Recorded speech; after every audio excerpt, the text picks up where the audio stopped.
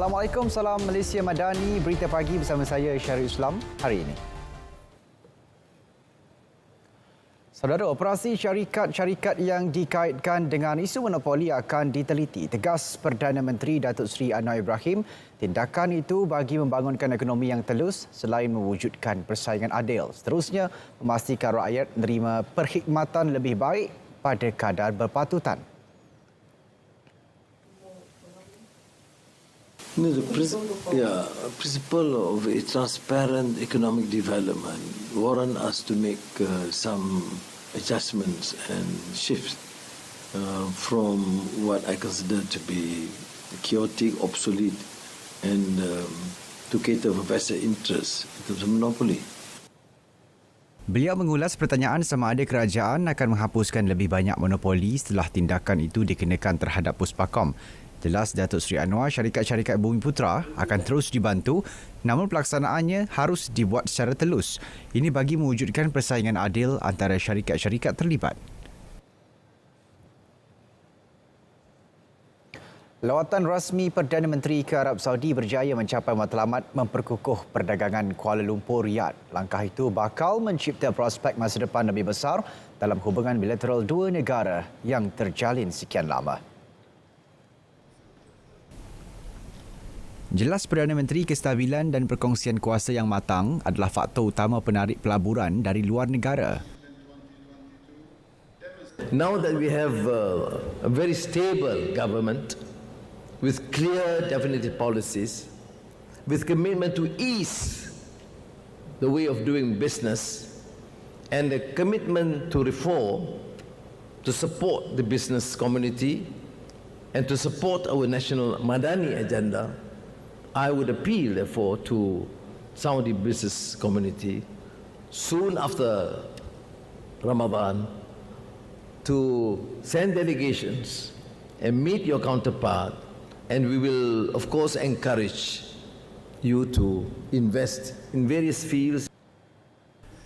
Ujarnya kerajaan yang diterajui komited melaksanakan pelbagai pembaharuan bagi memudahkan pelabur asing membuka perniagaan.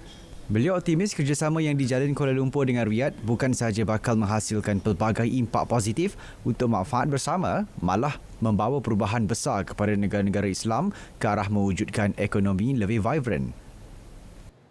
Crown Prince Highness Mohammed bin Salman embarking on new areas which could be seen to be not only leading or in the Muslim world, but also quite phenomenal change in the global community. And with that sort of engagement, a commitment, I would certainly appeal, urge my colleagues, my friends, the Saudi business community, to also take that opportunity to invest more in Malaysia. Arab Saudi merupakan rakan dagang terbesar, destinasi ekspor ketiga terbesar dan sumber import terbesar Malaysia di Asia Barat. Nilai dagangan Kuala Lumpur Riyadh mencecah 10.26 bilion dolar Amerika pada tahun 2022, peningkatan 159.2% berbanding 4.23 bilion tahun sebelumnya. Sekurang-kurangnya 30% pelajar Maktab Rendah Sains Mara MRSM berbayar berkemungkinan membabitkan pelajar daripada keluarga B40. Pengerusi Majlis Amanah Rakyat Mara, Datuk Dr. Ashraf Wajdi Desuki berkata mereka merupakan kumpulan pelajar yang mendapat tajaan daripada badan-badan korporat. Jelas beliau, penubuhan MRSM berbayar kelak bukan hanya untuk golongan T20. Sebaliknya, 30% pelajar adalah daripada golongan B40 yang mendapat tajaan pada badan korporat. Sponsor mungkin bukan daripada MARA. Kita ada Yayasan Pelajaran MARA yang dapat dana daripada pelbagai pihak. Ada daripada korporat, ada daripada macam-macam pihak. Yang ini pun boleh kita manfaatkan. Jadi, inilah antara perkara-perkara yang saya boleh kongsikan dalam konteks MRSM berbayar ini yang bagi saya masih lagi ini nak tambah. Beliau terus memberi jaminan penubuhan MRSM berbayar itu tidak akan terpesong daripada landasan asal penubuhan institusi berkenaan untuk membantu anak golongan B40. Syarikat korporat dan individu yang ingin menyalurkan bantuan kepada golongan gelandangan bagi program sempena bulan Ramadan disarankan melakukannya melalui kaedah dan saluran yang betul. Timbalan Perdana Menteri Datuk Seri Ahmad Zahid Hamidi berkata, ia bagi memastikan sumbangan itu dapat diagihkan secara berpusat dan sistematik selain mengelakkan pembaziran. Melalui Yayasan Kebajikan Negara, kita selaraskan dengan Mawin dan Jawi kerana kita mahu supaya sumbangan itu sampai kepada kumpulan sasaran yang sebenarnya dan mereka mempunyai kecukupan bukan sahaja untuk makan minum, tetapi kita yakin dalam tempoh 27 hari daripada sekarang insya-Allah kita akan berhari raya. Kita saturi mereka yang tidak sempat balik kampung. Beliau berkata demikian pada program Singgah Moreh bersama komuniti gelandangan di Anjung Kembara, Pusat Transit Gelandangan Kuala Lumpur. Tambahnya, semua pihak terlibat perlu mencari kaedah penyelesaian jangka panjang untuk beberapa permasalahan melibatkan golongan itu. Beliau yang juga Menteri Kemajuan Desa dan Wilayah berkata, ia bagi memastikan jumlah gelandangan yang kini kira-kira 11,000 individu di seluruh negara tidak terus bertambah pada masa hadapan. Sepanjang tahun lalu, 8,718 gelandangan dikenal pasti oleh Jabatan Kebajikan Masyarakat di seluruh negara, manakala 794 gelandangan di peringkat wilayah Persekutuan Kuala Lumpur. Demi mengukuh dan membina semula kekuatan baharu UMNO, Presidennya Datuk Seri Dr. Ahmad Zahid Hamidi telah melantik mereka yang tewas pada pemilihan parti itu untuk memegang jawatan tertentu. Keputusan yang dibuat di semua peringkat itu akan memperlihatkan satu gelombang yang baharu bagi merapatkan saf pemimpin di setiap peringkat. Sehari sebelum Ramadan dan saya telah melakukan pelantikan di mana kita menterangkumkan antaranya Tan Sri Sahrizad sebagai pengurusi Majlis Hal Ehwal Wanita dan Keluarga, dan beliau adalah merupakan ahli majlis ketiga dilantik. Saya juga melantik Datuk Seri Mahathir Khalid sebagai pengurusi Badan Perhubungan UMNO Kedah. Saya juga melantik Datuk Seri Jalaluddin Alias sebagai pengurusi Badan Perhubungan Negeri Sembilan. Saya juga melantik Datuk Seri Rizal Marikan, Nana Marikan sebagai Ketua Jabatan Pilihan Raya UMNO Malaysia. Dan saya telah berpesan kepada mereka agar yang menang tidak menang semua dan yang kalah tidak kalah semua. Maka keterangkuman ini saya lakukan. Sultan Selangor Sultan Sharafuddin Idris Shah berkenan menerima zakat perniagaan berjumlah 10.2 juta ringgit daripada 5 syarikat korporat. Syarikat berkenaan adalah Worldwide Holding Berhad, Kumpulan Sirim, Menteri Besar Selangor, Pemadanan, Rafulin Holding Berhad, Sindian Berhad dan Sim Darby Property Berhad. Baginda berkenan menerima zakat tersebut pada majlis berbuka puasa Sultan Selangor, Sultan Sharafuddin Idris Shah bersama rakyat di Masjid Sultan Salahuddin Abdul Aziz Shah Shah Alam. Turut mengiringi baginda Tengku Pemaisuri Selangor, Tengku Pemaisuri Nashikin dan Raja Muda Selangor, Tengku Amir Shah. Baginda turut berkenan menyampaikan sumbangan hari raya berjumlah keseluruhan RM246,500 kepada 493 golongan asnaf, fakir, miskin dan mu'alaf dari daerah Petaling. Lembaga Zakat Selangor LZS turut menyerahkan sumbangan Ihya Ramadan berjumlah RM2.4 juta kepada 1,997 masjid dan surau negeri Selangor menerusi Jabatan Agama Islam Selangor JAIS bagi tujuan pengimarahan masjid dan surau sempena Ramadan. Sebanyak 1,839 premis perniagaan di seluruh negara telah diperiksa oleh Kementerian Perdagangan Dalam Negeri dan Kos Sara Hidup KPDN setakat 2 Ramadan bagi memastikan semua peniaga mematuhi peraturan termasuk penggunaan tanda harga. Ketua Setiausaha KPDN, Dato' Azman Ahmad Yusof berkata daripada jumlah itu, hanya 3 premis dikompaun atas kesalahan kecil seperti tidak mempamer tanda harga dan alat penimbang tamat tempoh. Bermula saja bulan Ramadan ni, kita bukan saja buat pemantauan di bazar Ramadan, kita juga pergi pada premis-premis perniagaan yang biasalah untuk memastikan pada harga kebarangan yang dijual tu berada dalam tidak tiba-tiba harga naiklah. Dia berada dalam keadaan seperti mana biasa. Tambah beliau, pihaknya giat membuat pemantauan di bazar Ramadan dan premis perniagaan biasa bagi memastikan peniaga tidak sewenang-wenangnya menaikkan harga barangan. Dalam pada itu, beliau berharap sekurang-kurangnya 30% daripada peniaga bazar Ramadan dapat menawarkan menu rahmah di gerai masing-masing mengikut keupayaan bagi membantu golongan tidak berkemampuan membeli juadah berbuka. 6,000 pengunjung di Bazar Ramadan Rahmah Binjai Rendah Marang berpeluang menerima insentif tunai. Insentif sebanyak RM20 akan dikreditkan ke e-dompet masing-masing sebaik sahaja mereka mengimbas kod QR di kios terpilih. Pengarah Perdagangan Dalam Negeri dan Kos Tarikh Hidup Terengganu, Syahrudin Omad Kia berkata insentif diberi kepada 1,000 pengunjung pertama setiap Sabtu. Turut menerima insentif sama 80 peniaga dengan RM30 akan dikreditkan ke e-dompet mereka. Ia juga sebagai galakan kepada mereka untuk menyediakan menu rahmah kepada pengunjung.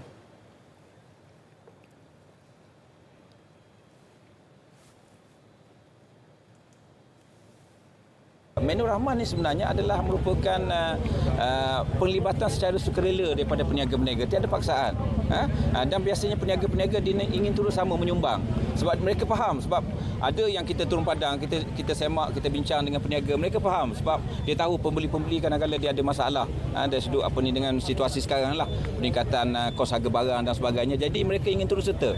Jadi cara nak terus serta macam mana? Dia contribute daripada jualan-jualan tadi. Bukan bermaksud menu rahmah ni semua item. Dia pilih item mana yang ingin dijual dengan harga yang lebih rendah kepada pengguna. Sementara itu, pengguna yang ditemui menyifatkan pelaksanaan Bazar Ramadan Rahmah membantu pengguna mendapatkan juadah berbuka pada harga mampu milik. Boleh membantu untuk pengguna yang kurang kemampuan dengan mendapatkan RM20 ni banyak sebenarnya untuk membeli keperluan. Untuk yang orang kemampuan tu memanglah rasa sikit, tapi untuk yang orang kurang ni dia rasa sangat membantu. Dengan ada menu rahmah e-wallet ni dapatlah membantu sedikit sebanyak rakyat-rakyat dekat Bazar Ramadan ni untuk membeli. Lebih lagi tambah pula dapat e-wallet RM20 ni. Membantulah, sangat-sangat membantu. Cadangan pemberian gaji minimum RM3,000 kepada graduan pendidikan dan latihan teknikal dan vokasional TVET adalah wajar, namun pelaksanaannya perlu secara berperingkat. Setiausaha Agung Pertubuhan Kebangsaan Berkemakhiran Muhammad Rizan Hassan berkata langkah itu perlu dibuat berdasarkan kelayakan dan fungsi peringkat kerajaan. Bagi penetapan gaji minimum ini harus melihat TVET yang datang daripada fungsi pekerjaan yang manakah sebenarnya harus kita tetapkan gaji minimum sebanyak RM3,000 itu. Dan di peringkat kami di peringkat Pertubuhan Kebangsaan Pekerja Berkemahiran, kita merasakan ya memang wajar gaji dipertingkatkan, mungkin perlu secara berperingkat ataupun berdasarkan kelayakan tertentu. Sebelum ini, Timbalan Perdana Menteri Datuk Seri Ahmad Zahid Hamidi menyarankan majikan atau pemain industri memberi gaji minimum RM3,000 sebulan kepada graduan TVET. Ini kerana graduan TVET adalah tenaga kerja mahir dan bukannya pekerja daripada sektor 3D iaitu kotor, bahaya dan sukar. Dalam kita membangunkan aplikasi yang memberi kesejahteraan kepada negara, ada yang menyalahgunakannya. Sejak kebelakangan ini, terdapat peningkatan ketara dalam penyebaran maklumat atau berita palsu yang boleh menimbulkan kekeliruan dan kegusaran di kalangan masyarakat. Ancaman berita palsu tanpa verifikasi sumber, fakta dan maklumat memberi impak serta implikasi negatif kepada rakyat dan negara. Sebarang penyebaran berita palsu akan dikenakan tindakan undang-undang serta didakwa mengikut Seksyen 505 Kanun Kesiksaan dan Seksyen 233 Akta Komunikasi dan Multimedia 1998. denda maksimum RM50,000 atau penjara tidak melebihi 1 tahun atau kedua-duanya dan juga denda selanjutnya setiap hari kesalahan berjumlah RM1,000. Bersama Cegah Berita Palsu. Sebar fakta, bukan dusta. Tidak pasti, jangan kongsi. Bersua kembali. Kementerian Komunikasi dan Digital KKD melalui agensi pelaksananya kumpulan My Creative Ventures membuka permohonan bagi dana kandungan digital DKD Industri Muzik 2023. Permohonan bermula 23 Mac 2023 dan akan ditutup secara berperingkat. Sebanyak 10 juta ringgit diperuntuk buat penggiat industri muzik melalui peluang pembiayaan dana sehingga RM300,000. Ia bagi memudahkan dan menggalakkan penggiat industri dalam penghasilan, penerbitan dan penyebaran kandungan muzik yang berdaya cipta. Selain berupaya dipasarkan dalam negara dan di peringkat antarabangsa, dana terbahagi kepada 3 kategori iaitu dana pemasaran dan promosi antarabangsa, dana kebolehpasaran domestik, create to market dan dana persembahan muzik. Pemilihan bagi ketiga-tiga dana ini akan dilaksanakan berasaskan merit agar dapat memberi sokongan mampan dalam membangun projek serta kandungan muzik yang mempunyai kebolehpasaran yang tinggi. Saudara, biasanya peniaga bermotor lebih sinonim dengan jualan aiskrim atau roti. Berbeza pula di Johor, Muhammad Nur Aiman Baharudin 25 tahun ini memilih untuk menjual sate. Pilihannya itu sekaligus menggamit nostalgia kerana kini sudah tidak ramai yang berniaga seperti peniaga ini. Sate panas-panas. Sate panas-panas. Sate. Kanak-kanak dulu kat kampung ada orang niaga macam ini. Jadi kembalikan nostalgia saya lah. Yang dulu-dulu lagi satu, ini rumah mengidam. Dia tengok viral, tu dia datang. Muhammad Nur Aiman juga tidak menyangka usahanya itu menerima sambutan menggalakkan, terutama daripada kanak-kanak. Terujaan budak-budak tu pada speaker saya. Speaker saya dan orang cakap ibarat macam aiskrim. Kalau lalu depan rumah, macam tu juga saya lalu depan rumah. Budak-budak akan keluar dulu baru mak bapak keluar. Selepas maghrib, dia akan ke kawasan perumahan di sekitar Pasir Gudang. Motosikalnya akan diparkir di hadapan rumah untuk membakar sate permintaan pelanggan. Ada juga pelanggan yang membuat tempahan lebih awal. Katanya cara itu bukan sahaja memudahkan pembeli, malah mereka boleh menikmati makanan tersebut ketika masih panas. Tidak sampai 2 jam, 600 cucuk sate yang dijual dengan harga RM1 secucuk habis terjual. Muhammad Nur Aiman sudah pastinya tersenyum puas. Perniagaan yang diusahakan setahun lalu dengan modal RM5,000 pada asalnya mencari pendapatan sampingan dan didorong minat mendalam, kini membuahkan hasil. Sebab waktu saya kecil-kecil dulu, saya pernah nampak motor sate ni. Jadi bila saya berniaga, saya rasa pengalaman tu macam best. Sesuatu yang orang cakap boleh buat pergi jauh lah. Itu yang saya kumpul modal, slow-slow. Lepas tu baru saya buka bisnes saya sendiri. Dia yang bekerja pada 11 siang dibantu isteri dan 2 jirannya untuk proses penyediaan sate. Adik-adiknya juga membantu menjual sate di tepi jalan. Memasuki Ramadan, dia kini sibuk menguruskan tempahan sate sejuk beku yang dijual kepada pelanggan untuk juadah rumah terbuka Aidilfitri. Sate adalah antara menu wajib dan popular sepanjang bulan puasa, dan apa yang dibuat oleh Muhammad Nur Aiman ni iaitu menjual sate menaiki motosikal dari rumah ke rumah adalah salah satu nostalgia yang mengembalikan kegemilangan ataupun keceriaan zaman kanak-kanak kita dahulu. Taufik Salimin, RTM.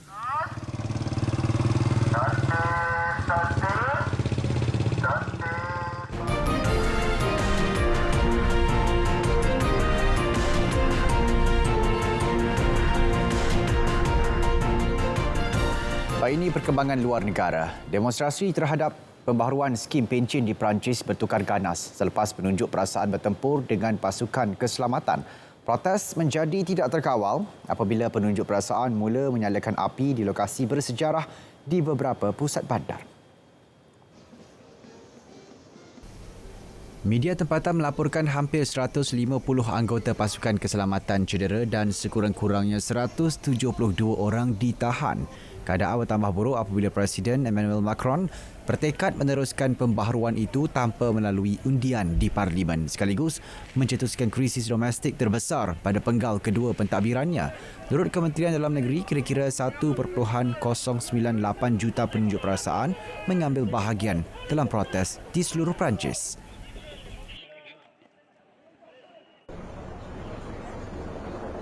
Sementara itu, Raja Britain, Raja Charles III membatalkan lawatan rasmi pertama ke Perancis selepas protes membantah skim pencen baharu berpanjangan.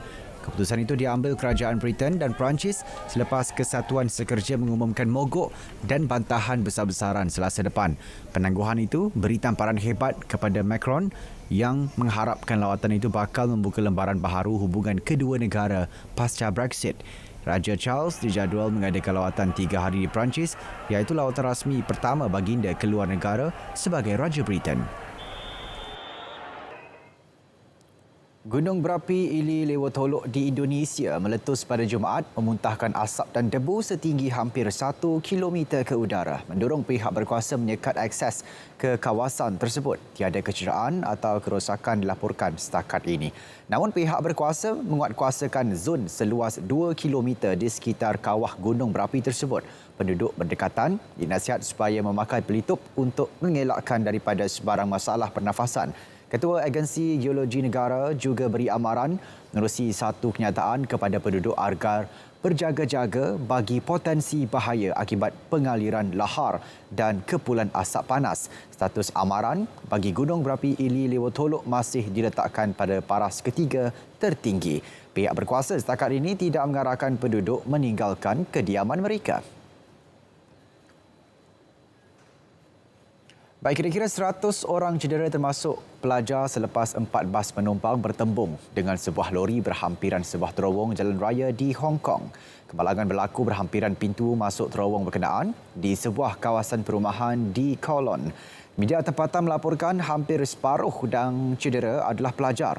Rakaman televisyen menunjukkan pelajar berpakaian sekolah dibawa keluar dari lokasi kejadian dan mangsa yang cedera termasuk warga emas dirawat di lokasi oleh anggota paramedik. Punca pelanggaran masih dalam siasatan.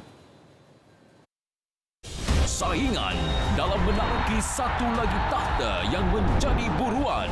Perlawanan bola sepak Piala FA 2023. Pusingan pertama, Sabtu 25 Mac, Manjung City FC bertemu Sains FC 9.30 malam secara langsung di TV2 dan saluran sukan RTM. Saksikan juga secara penstriman langsung di RTM Klik.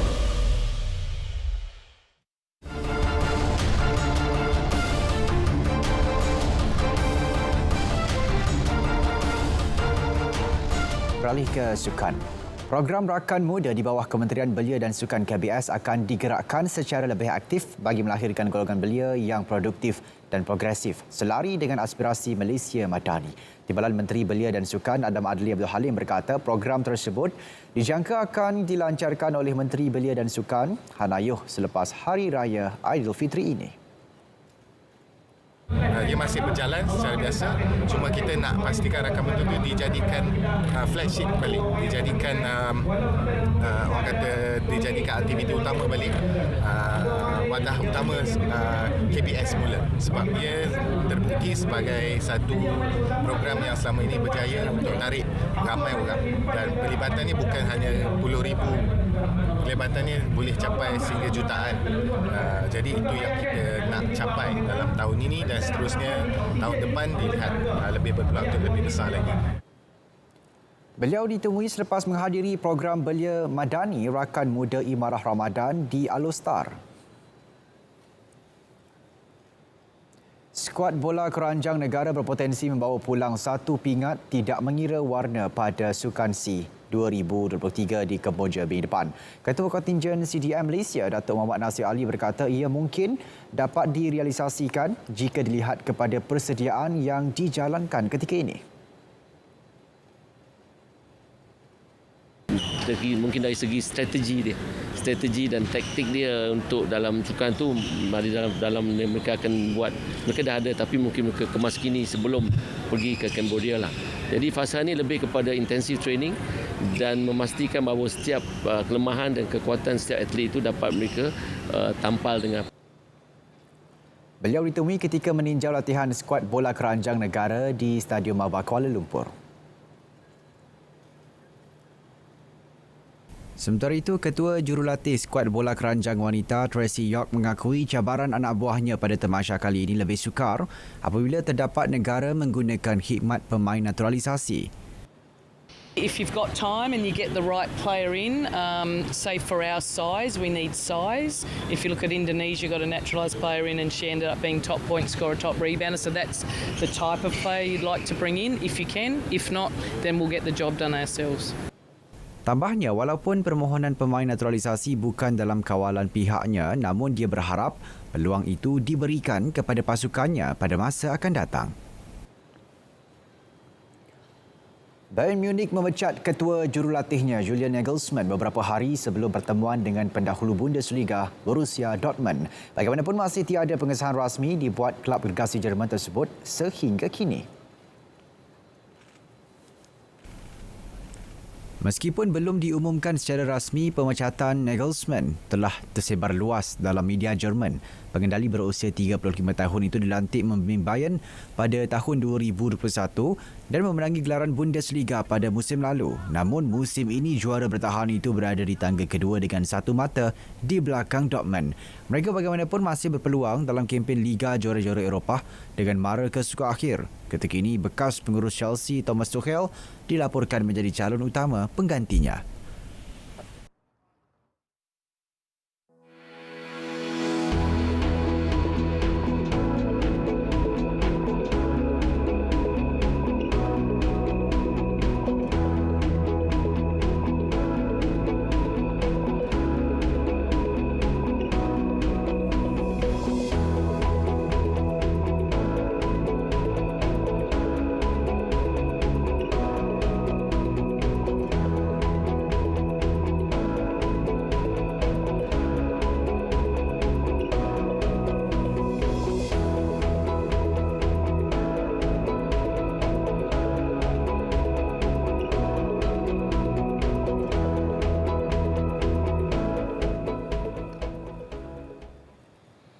Saudara, paparan ramalan cuaca itu tadi mengakhiri berita pagi edisi Sabtu 25 Mac 2023. Selamat menunaikan ibadah puasa bulan Ramadan dan dapatkan perkembangan sahih sepanjang masa melalui portal berita.rtm.gov.my. Yang sahih di RTM, saya Syarul Islam. Assalamualaikum. Salam Malaysia Madani.